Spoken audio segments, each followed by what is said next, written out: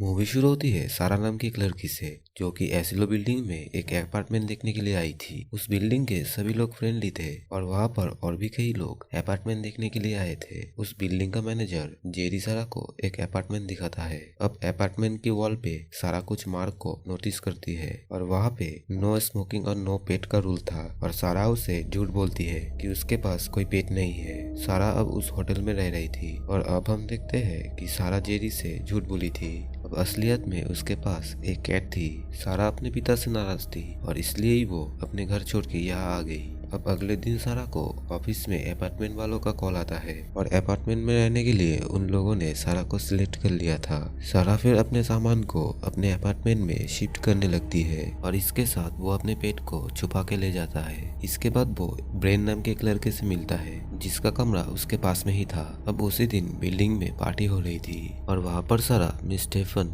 एडसर और लेस्टर से मिलती है। सभी सारा के साथ बहुत अच्छे से बात कर रहे थे लेकिन सारा को लेस्टर कुछ क्रीपी लग रहा था। लेस्टर सारा को कम्युनिटी की एक book the power of community ये बुक देता है पढ़ने के लिए, लेकिन सारा उस बुक को नहीं लेता है। फिर रात को सारा ठीक से सो नहीं पा रही थी क्योंकि उसकी मेडिसिन खत्म हो चुकी थी और बिना मेडिसिन के वो सोने की कोशिश करती है लेकिन उसे कुछ आवाज सुनाई दे रही थी जिस वजह से वो सो नहीं पा रही थी। सारा अगले दिन एक मैट्रेस को अपने अपार्टमेंट में ले आई थी और ब्रैन उसे उठाने में मदद करती है, पर सारा उसे अपने अपार्टमेंट के अंदर नहीं आने देती है क्योंकि उसके अपार्टमेंट में एक बिल्ली थी। अब हर रात फिर से वो उस आवाज की वजह से सो नहीं पाती है और एक रात वो नोटिस करती है कि उसका रूम का डोर खुला हुआ था और वो जल्दी से उसे बंद कर देती है। रात को नींद नहीं आने की वजह से सारा हर दिन थकान महसूस कर रही थी। फिर तभी कोई एक लेटर को उसके दरवाजे के नीचे से डाल के चला जाता है और वो एक वार्निंग लेटर था क्योंकि सारा ने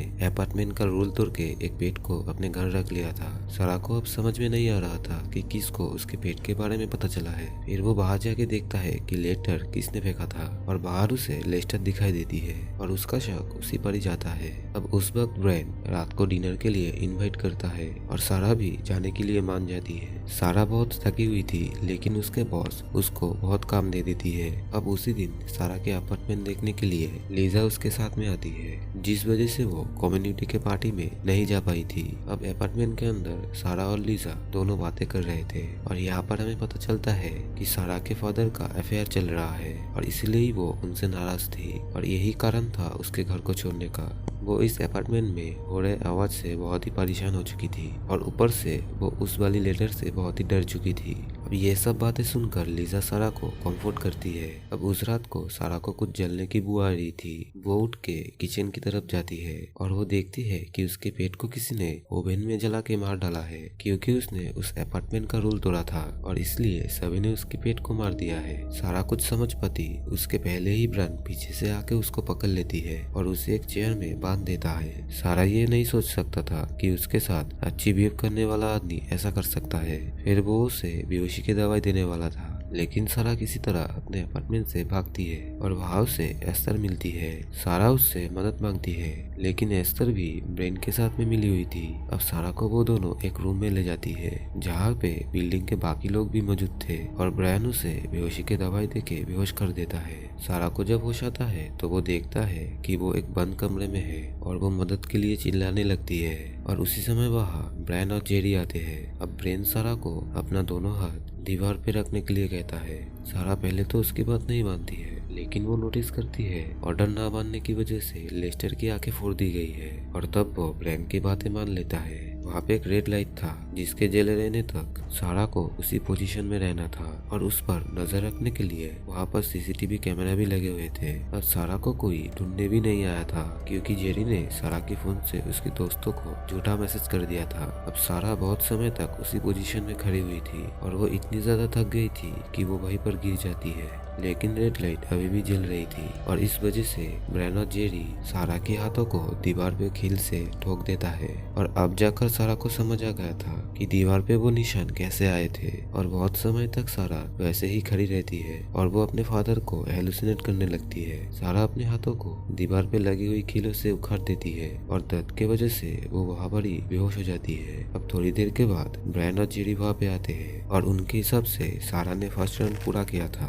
बाकी सब सारा के हाथ को बैंडेज से बांध देता है और बाकी सब के हाथ में भी वही निशान थे, मतलब कि यहाँ पर रहने वाले सभी लोगों के साथ ये सब हो चुका था। सारा को अब लाइट डिटेक्टर टेस्ट के लिए ब्रायन और जेरी के पास ले जाया जाता है। वो दोनों सारा से उसकी सेक्सुअल एक्सपेरिमेंट के बारे में पूछता है। फिर वो दोनों सारा को वही बुक देती है क्योंकि लेस्टर एक बार उसको ऑफर की थी। सारा अब उस बुक को पढ़ने लगती है और उस बुक पर उसकी बिल्डिंग के कम्युनिटी के बारे में लिखा हुआ था। उन लोगों की कम्युनिटी दूसरे से बहुत ज्यादा अलग थी और उनकी कम्युनिटी की 4 फाउंडेशन थी। पहला था सेल्फलेसनेस और दूसरा था एक्सेप्टेंस, तीसरा ओपननेस और चौथा सिक्योरिटी। अब अगले दिन सारा से जब बुक के बारे में पूछा जाता है तब सारा अपने कॉन्फिडेंस से जवाब देती है। सारा को अब बच्चों के क्लासरूम में भी ले जाया जाता है जहाँ पर बच्चे कम्युनिटी के बारे में एक वीडियो से सीख रहे थे कि चार्ल्स नाम के एक आदमी ने इस कम्युनिटी को बनाया था। अब धीरे धीरे सारा कम्युनिटी के 4 फाउंडेशन को समझने लगती है। जेरी और बाकी के सब लोग अब सारा पर ट्रस्ट करने लगी थी। फिर वो लोग कम्युनिटी के कुछ काम सारा को करने के लिए देती है और यहाँ पर सारा नोटिस करती है सभी अपार्टमेंट पर सीसीटीवी कैमरा लगी हुई है और जिस आवाजों की वजह से सारा सो नहीं पाती थी वो असल में यही लोग किया करते थे। यहाँ तक कि बाथरूम में भी कैमरा लगा हुआ था। सारा अब ब्रायन से पूछती है कि उनको कौन देख रहा है, लेकिन ब्रायन को कुछ पता नहीं था कि इन सब के पीछे मास्टरमाइंड कौन है। एक दिन सारा मॉनिटर पर नोटिस करती है कि मिस स्टीफन अपने अपार्टमेंट पर बेहोश हो चुकी है और वो इस बारे में ब्रायन को बताती है। सभी फिर मिस स्टीफन की मदद करने के लिए जाते हैं और जेरी सारा की तारीफ करता है क्योंकि उसने कम्युनिटी के लोगों को चिंता करने लगी थी। उस बिल्डिंग के सभी लोग मिस स्टीफन से मिलने जाती है। अब सभी लोग मिस स्टीफन की यहाँ पे तारीफ करने लगती है जो कि वो इतने सालों में उसके कम्युनिटी के लिए इतना किया था। तभी वहाँ पर एक गैस सिलेंडर लाया जाता है और वो देखकर सारा डर जाती है। ब्रेन सारा को समझाती है कि मिस स्टेफन अभी बुरी हो चुकी है और वो अपने कम्युनिटी के लिए कुछ नहीं कर सकती है। मिस स्टेफन को देखकर ऐसा ही लग रहा था कि उसको पहले से ही सब पता था और उस गैस से मिस स्टेफन को मार दिया जाता है और वो भी अपने मौत को खुशी खुशी एक्सेप्ट कर लेती है। सारा को मजबूरी में ये सब कुछ चुपचाप देखना पड़ता है। ब्रेन सारा से ये कहता है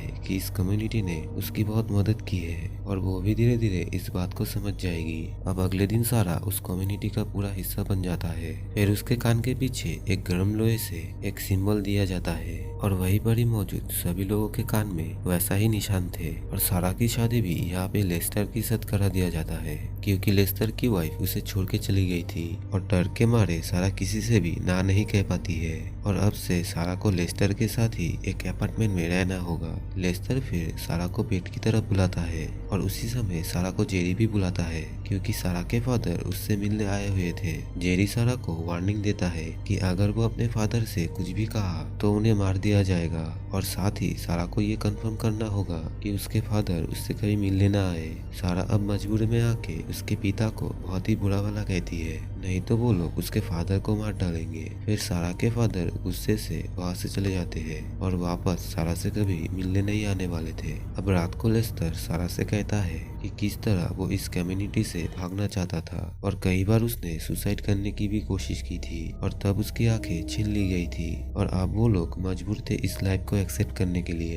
एक दिन सारा ये नोटिस करती है कि नए अपार्टमेंट देखने के लिए वहाँ पर उसकी दोस्त लीजा भी आई है, पर अपने फ्रेंड के लिए वो बहुत ज्यादा डरी हुई थी और लीजा को उस अपार्टमेंट में रहने के लिए सिलेक्ट भी कर लिया जाता है। धीरे धीरे वो लोग सारा के साथ की गई चीजों को वो अब लीजा के साथ भी करता है और सारा जेरी को फोन करती है कि लीजा बहुत ज्यादा स्ट्रांग है और वो उनसे जरूर लड़ाई करेगी। अब लीजा को पकड़ने के लिए लीजा ब्रेन के कान को काट लेता है और जेरी सारा को लीजा के पास भेजता है ताकि वो उसे समझा पाए, लेकिन लीजा वहाँ से भागने की बहुत कोशिश करती है। तब जेरी उसे सजा देने के लिए सारा को लिजा के कान में स्क्रू ड्राइवर घुसाने के लिए कहता है और सारा लिजा के कान में ना घुसा के वही स्क्रू ड्राइवर जेरी के कान में घुसा देता है। अब सारा और लिजा वहाँ से भाग ही रहे थे और इतने में ही जेरी लिजा को गोली मार के उसे मौत के घाट उतार देता है। अब सारा गुस्से में आके जेरी पर कई बार स्क्रू ड्राइवर से वार करके उसे मार डालती है। फिर वो पिस्तौल और चाबी लेके वहाँ से भाग जाती है और कम्युनिटी के सभी लोग सारा को ना जाने के लिए कहता है,